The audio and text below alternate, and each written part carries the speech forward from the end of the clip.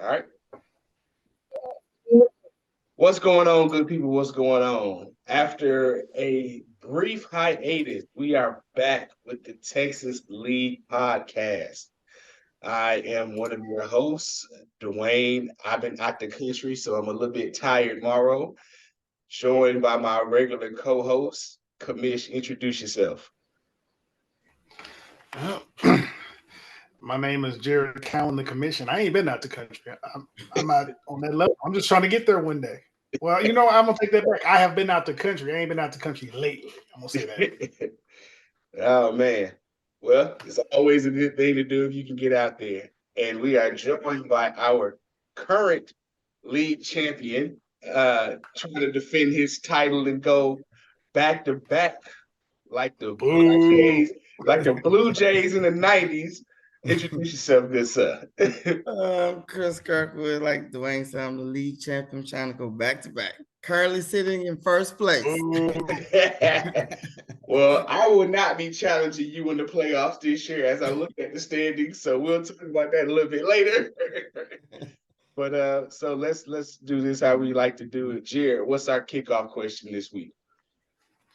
Simple question. What is your thoughts on tanking? The reason I asked that question is, I sit at work behind the desk and I was listening to a podcast where people were talking about teams that were tanking in their respective leagues.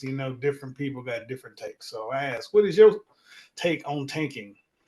You mean fantasy tanking, right? Fantasy tanking in a keeper or dynasty league. Mm. Chris, do you want to take a shot, or are you okay with me going first? Girl. I'm getting interrupted. Hold on. All right. In My that wife done turned on the TV by accident. well, in that case, I'm gonna go ahead and take a shot first. I think that there's a quote unquote ethical way to do it, and there's a way that is unethical. NFL teams do it ethically by putting players on injured reserve or shutting them down early, or just coaches' decision DNP, right? So that's how they hold their spot. I think that in dynasty or keeper leagues, no matter what type of league you have a finite number of keepers that you can have. So whether you have like our league, two players, so 2 players, 12 teams, the top 24 picks are gone. Like, essentially 24 of the projected top picks are going every year anyway. So to me, it's kind of pointless because you're tanking to get a shot at maybe a player that you would have been able to keep anyway.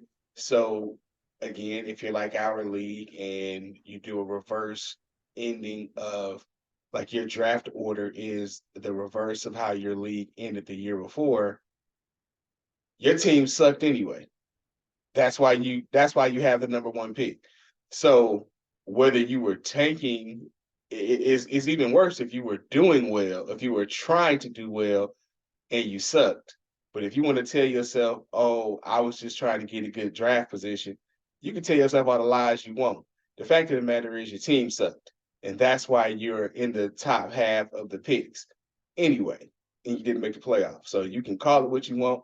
But anyway, the way I would say that's just doing it in a quote unquote ethical way.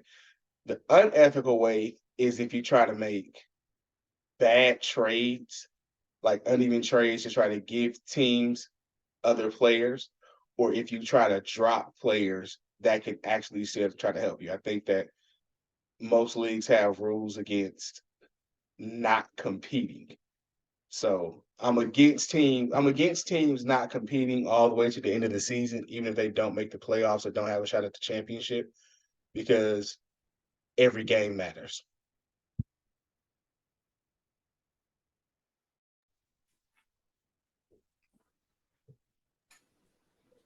Like I agree, you gotta finish the season now.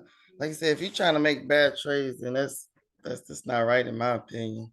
And you're a sucker. Look at Chris showing that age. But it's an Hey, man. appropriate response. If you do that, you a sucker. I agree. It's absolutely appropriate. You a sucker if you do that. Facts. All right. Thank you for that. Jared, what about you? I've never been like I play in a dynasty league, and I understand people who tank in those, but it's even worse because a dynasty league you got 20, 25 players, so you basically are just trying to get the best pick of the rookies, and there's no guarantee that the rookie's going to be great. It's just a crapshoot.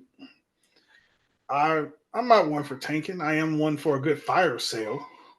If you deem that your team is just not producing like you think it would or should, you have a fire sale, acquire some other draft picks. But even if I'm doing a fire sale, I'll make sure I got to line up every week and see what I can make out of it. And then if I lose, I lose. But I got some draft picks along the way. That would be the ethical way of tanking, I guess you would say. Right. Because at least when you're doing that, you're like, okay, this wasn't my year, but I'm not giving up. I see what my mistakes were this year. Let me try to make some corrections and build for next year. So, all right. So, who would you like to give a fantasy gold star to for the week? One player that you thought really went above and beyond for the week. Jared? I'm going to go with B. John Robinson. A name that we thought we would have given a lot more gold stars this year. Exactly. He had, if I'm not mistaken, had about 120 yards, 2 touchdowns.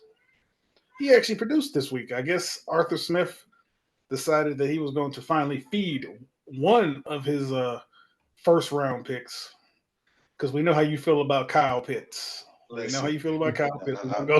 But yeah, don't get me started. Don't get me started. The tight end whisperer is not happy. But yeah, good to see that the Falcons actually used Bijan Smith and were able to make him effective in the game against the Saints team that couldn't find their way into the end zone this week. So, indeed. Chris, what about you? Who you want to give a fantasy I'm shout? gonna give it to my boy Kyron Williams, coming from injured reserve from the IR. And I think he had like 143 rushing yards, 2 reception CDs. That's the way to come back from the IR. Right? Absolutely. And I'm going to give it to a person that I've been disappointed in all season who had the kind of game that I thought he's capable of still at his age. Matt Stafford coming out and throwing 4 touchdowns over the weekend. So he's just letting you know those rumors of his demise. And I'm one of those people that said, after the injury last season, I'm like, bruh, you got your Super Bowl, you got all the money, you got more money than you can ever spend. You got your family foundation. Go be with the family. But apparently, Matt still has some football left in him. So kudos to him for that. All right. Now, who would you like to give your fantasy participation award to from week 12? Who brought shame on themselves and their families last week? I'm going to give my fantasy participation trophy to the teammate of the 2 people that y'all just talked about, Cooper Kupp. While Kyron Williams and Matthew Stafford out here just racking up fantasy points, Cooper Kupp was hot garbage. Hot trash. He has not been. Basara Caliente, if we have anyone who speaks Spanish, that's how bad it was. 18 yards? I had 18 yards. He has 3 not catches been, for 18 yards. He has not been the Cooper Kupp that we expected, that we've come to expect. Even with injuries, we expect Cooper Kupp to be more effective than that. Luckily, he was on my fantasy bench this week. I didn't have a good feeling about it, so I put him on the bench, and it worked out for me. Indeed. It's always good when it comes like that. What about you, Chris? I'm gonna give it to a quarterback named Justin Fields. You took mine. That's okay. That's okay. I had a backup. I think he had like 40-something points last week, and then you give 6 points in fantasy. That's a big drop off. That's a big drop off. I was like, oh my goodness. Okay, well, since you took my number one pick, I'm going to give it to the person that is almost, a foregone conclusion at this point that his career in New England is over. Mac Jones. 12 for 21, 89 yards, 2 picks, no touchdowns. Once again, pulled for Bailey Zapp. Uh, yeah, if the Mac Jones era wasn't over at the end of last season, it definitely should be over at this point. Like, I don't know. eh, I don't know what he has on Bill Belichick at this point, or Bill Belichick in his final act as the coach of the Patriots is to try to find the same magic spark in Mac Jones that he thought he saw in Tom Brady. It ain't there, fam. It's just not. Uh, One thing about Bill Belichick is that he's good, but I think this is sheer arrogance. Or maybe we are all just confused about just how bad Bailey Zapp really is. Because I really don't understand what the decision could have been to go with Mac Jones and start him. Um, any other coach in the NFL would have been fired at this point this season. Bill Belichick has earned the respect of finishing the season, no matter how bad New England is right now. They've been bad since Brady left. Change is needed. Uh, I expect the change to be made in the offseason. Mike Vrabel's time in Nashville seems to be about up. Um, so I can definitely see him making an exit and making room for Mike Vrabel to come back home to New England and take over. But yeah. So yeah, those are our you need to do better players of the week. So real quick before we get into the recap of week 12, just wanted to say, what did you guys think about the Thanksgiving and Black Friday games this year?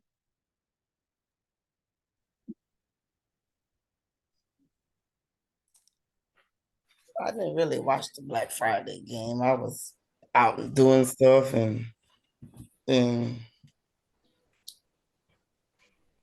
but I think a lot of people that were not fans of those teams didn't watch the Black Friday game, mainly because it was exactly what we thought it was going to be. When the game was scheduled, it was supposed to be a matchup uh, that involved Aaron Rodgers. So you had Dolphins coming off a playoff appearance last year, and it was supposed to be a game with Aaron Rodgers and the competitive Jets. That is not what we got, of course. But yeah, the Black Friday game was bad. The Dallas, I mean, even though the Green Bay game was only a one-score game, the final score did not reflect how close that game was not. And that marked Detroit's seventh loss in a row. They haven't won on Thanksgiving since 2016. So I know they have, they're the traditionals. So Detroit and Dallas are pretty much the teams that are locked in the Thanksgiving Day games every year. But I don't know. Maybe the NFL needs to make that a rotating thing because Detroit fans have got to feel like it's a gift and a curse at this point. I mean, you get up early in the morning, go down to the field, only to watch your team get their head kicked in. Now we got to go home and sit around the turkey and talk about how much the Lions suck. That pretty much ruin anybody's Thanksgiving. yeah, I have a buddy that's a Lions fan. He said the same thing you said, man. It's a gift and a curse. He said, I can't watch the game on Thanksgiving because I know we're gonna lose. It's so early, right? Like when they have the first game, it is so early. So it throws me off too. I'm like, shit, I'm still cooking. I'm still trying to figure out breakfast.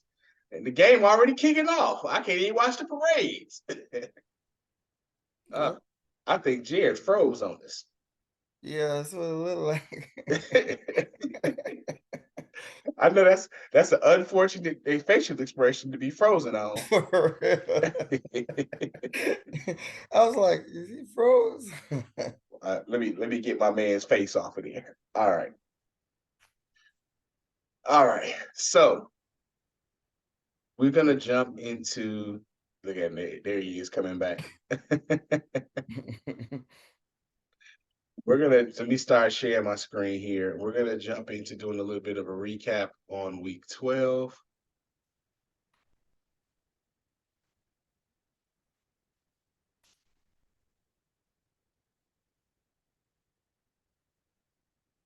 Welcome back from the land of the frozen, Jared. All right. So starting off with our co-host game, where he was facing off against the other one of the other teams in the playoff hunt. This ended up being the high scoring game of the week, as well as the game with the largest margin of victory. So all types of interesting stuff going on this week. So let's just take a look here. So really interesting that both of your quarterbacks, two of the highest scoring quarterbacks of the week. And yes, as you can see, yeah, I mean, Williams came back 143 yards, 2 receiving touchdowns, and 61 receiving. I mean, 200 all-purpose yards. Yeah. Ain't nothing he can do about that. Like there was nothing he could have done about that. Like we could take a look at his bench and see, was there had he played Zay, instead of Jamar, I mean, like no one would really call that a decision that was expected. So, some weeks you just run into a buzzsaw. So hats off to you, sir, and kudos to you for not only getting the victory, but also securing the first official playoff spot. You don't have the number 1 seed locked up yet, so you can't coast.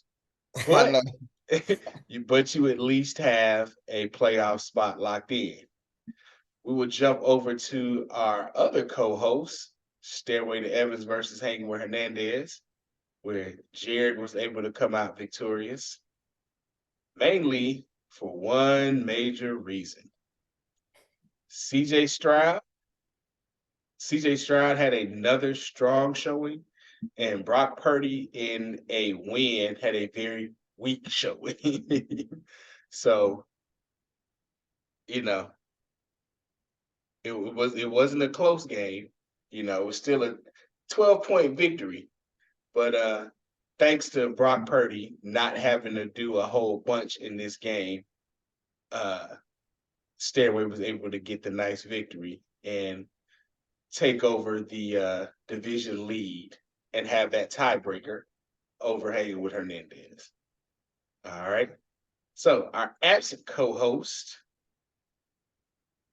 is our only losing co-host of the week. So I'm going to say that. Jared, break this one down for me. You're on mute, my friend. I said you just had to throw that dig in, didn't you? Oh, absolutely. Of course you did. I would expect nothing less. Simply put, he got 2 people on his team who scored 0.7.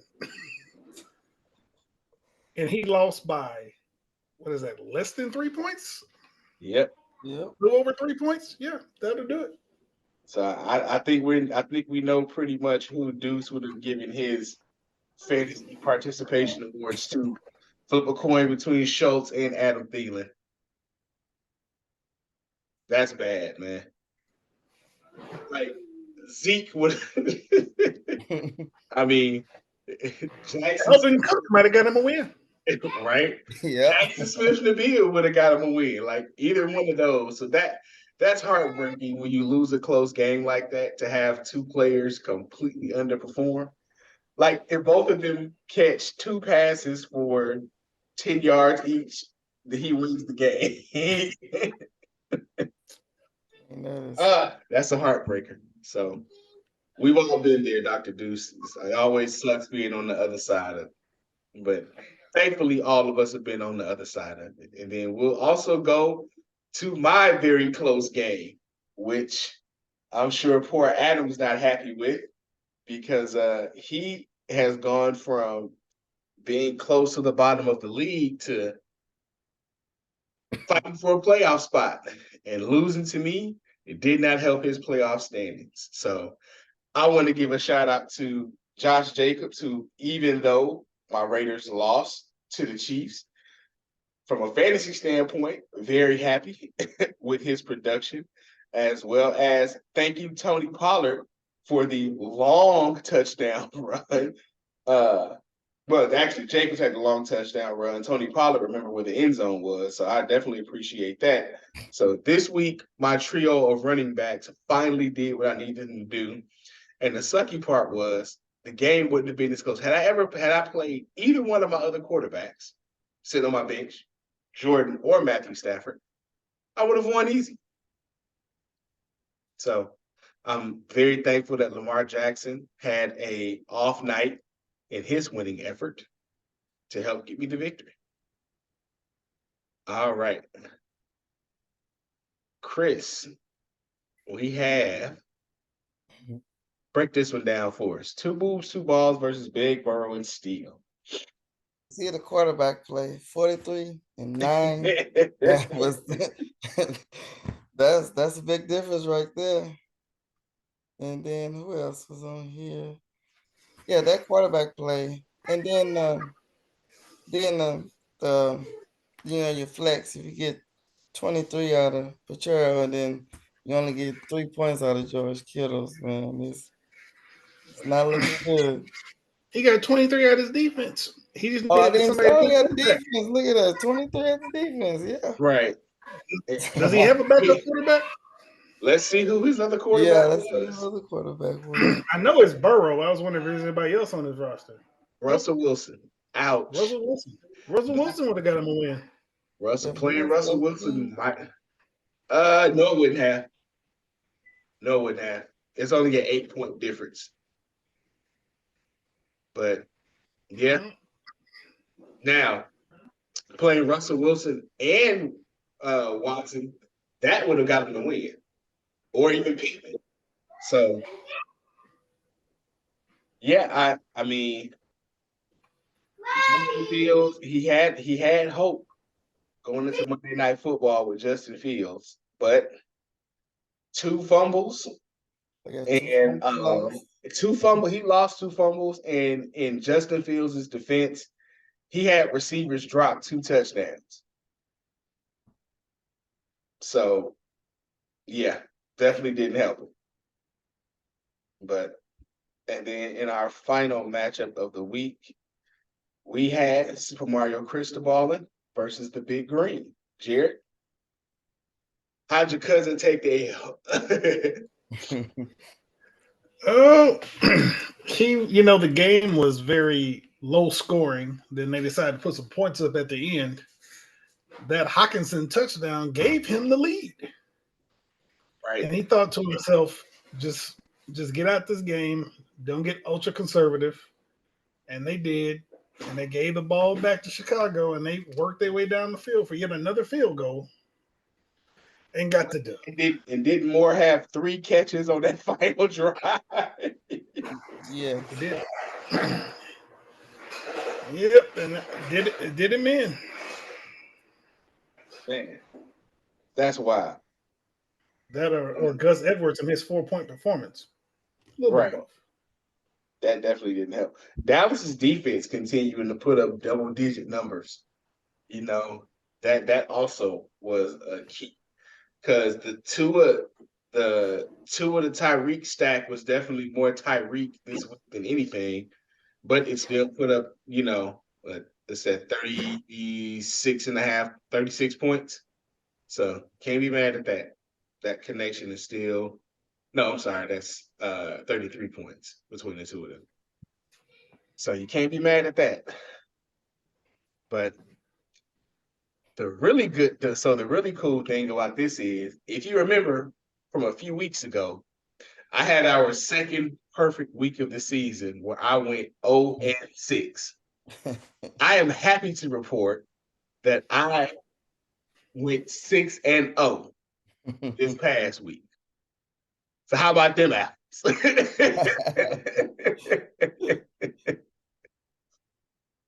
So just so you know, kids, never give up.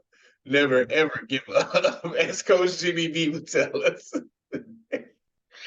So now, week 13. For most fantasy teams, for most fantasy leagues, when the NFL expanded to a 18-week season, most of us at this point have expanded our regular season from 13 weeks to 14 weeks. So we have 2 weeks left in the regular season. What you hate to see at the end of a season like this, where you got a big playoff push, is that you have key players out on bye week in these last 2 weeks. And that is going to hurt a lot of teams trying to make a playoff push. So with that being said, let us jump into this week's picks. All right. So who do you like? And what, oh Lord. So who do you like and one reason why? And I already see one reason why I don't like Muff Divers this week. Because the man has no quarterback. And as we know, quarterbacks are scarce. So I'm going to go with Super Mario Cristobal just for the simple fact that he has a starting quarterback. What about you, Chris and Jared? Yeah, same. He gonna have to go find, I don't know who he gonna find as quarterback. I ain't none out there. I can tell you now. I think we have a consensus because without a quarterback, he got the only one on his bench is hurt, and we all know our waiver wire don't look good for quarterbacks. So I'm going with the guy who has a quarterback. Exactly. That was easy. Next, we have a battle of two of the co-hosts, Devastator versus Kirkwood. Devastator, who had to go out and pick up 2 running backs this week because of bye week hail and injuries. I'm going to do something for the first time this season that no one else has done. I am picking Kirkwood to win this game because my pride might be one thing about my pride might tell me one thing about playing the game and making sure I have a full roster of players, but I got backups to win this week and I don't feel good about them, so I'm actually gonna pick Kirkwood. Yep, I wasn't gonna pick against myself, so not this week. Okay, Jared. Yeah, I've got to go with the man with the clinch playoff spot because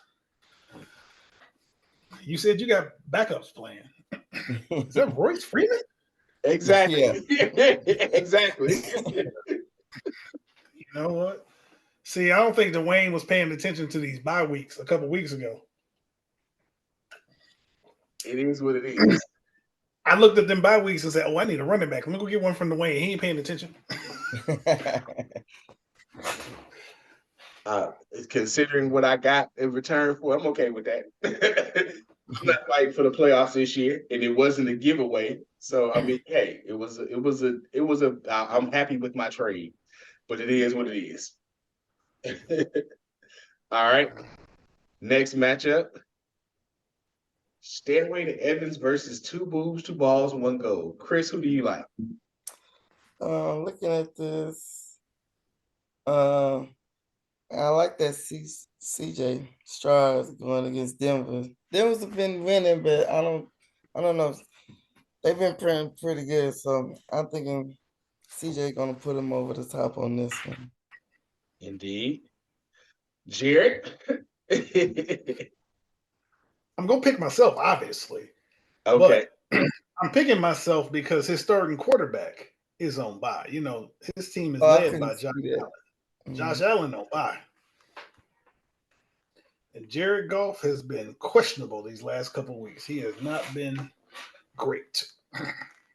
He'll be in a dome this week, which is to Jared Goff's advantage.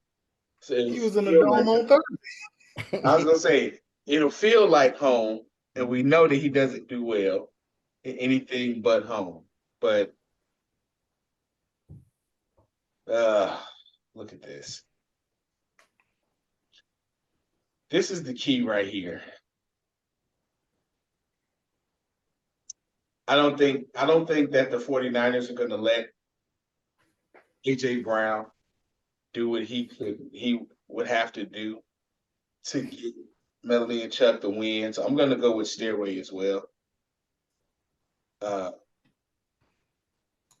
I think that Josh Allen's absence is going to be too much of a factor to overcome. He moves 2 balls. All right. Our other co-host, Beg Burrow and Steele versus Mathis King. Realistically, the loser of this game is probably out of the playoff hunt. The other person the winner of this game is going to need some help, but the loser's realistically out of the running. So both of these men need a win and some help this week and next week. Chris, who do you like? I'm trying to figure. I think I'm going with. What was the matchup again? I couldn't see it. This is Oh yeah, I'm Nate going with versus Beg. Yeah, I'm going Beg Bar and Steel with Nate.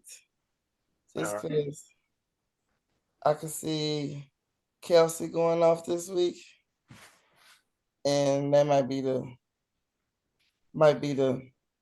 to put him over the top. Deep. Let me see what else he got down here. He's got Boswell to go in as his kicker with the absent Justin Tucker. Jared, who you like?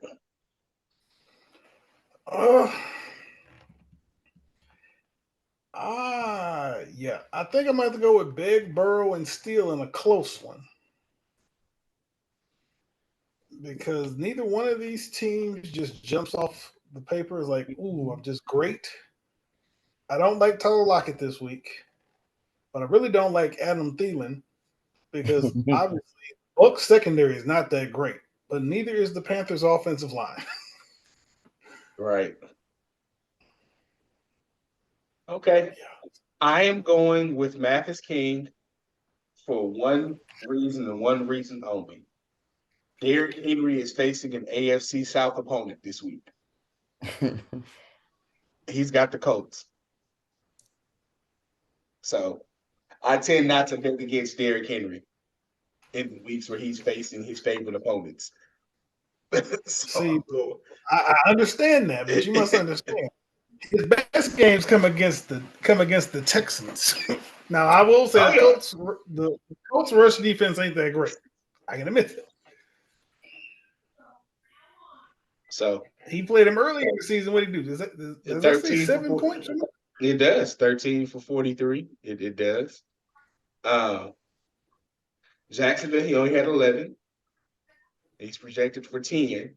So in my eyes, he's due because he's still Derrick Henry.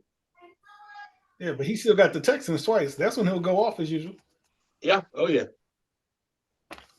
Fantasy playoffs, he got them twice. So if Dr. Deuce can get to the playoff round 1, it's Derrick Henry versus the Texans, which will be very helpful for somebody. But okay, let's go on to the next game.